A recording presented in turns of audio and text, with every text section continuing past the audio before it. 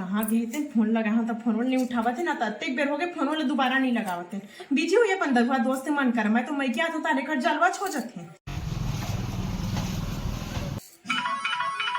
इसका अब भी लगावत है। हेलो हाँ हेलो।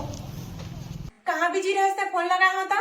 हाँ हाँ जाना था, सफाई मत मार रहे हो अपन दरुआ दोस्त से मन करा व्यस्त तो लहे बताबर फोन लगा रहे हो मैं कि 13 सितंबर के मस्त धार्मिक पिक्चर आवा थे महात्मा पशुपतिनाथ जेका निर्माता है डॉक्टर ज्ञानेश तिवारी। जन पिक्चर मोला देखे जाना है मतलब देखे जाने आउटर लिख दे। हाँ मैं नहीं लेगा, मैं तोल बता था मैं आगे नहीं लेगा तोर नहीं नाला सुने पर तोला फोन नहीं लगा समझ गेस। मोला पिक्चर देखे जाना है मतलब जाने और अगर मोला नहीं लगेस ना तो तय मोला मैके ले अपन घर लेके पर जाना मैं अपन मैकेज में बैठे रही अपन मैकेज में पिक्चर देखे पर चल दूं आउ नहीं तका पति यार से तोर फर्ज बनते मोला पिक्चर देखा लेके जावे मोला पिक्चर देखा ताता मोला लेके बराबे मस्त धार्मिक पिक्चर है कहा तो ए भाई कचर कचर मत कर ले, जल्दी तैयार हो करी ठीक है मैं आवा था।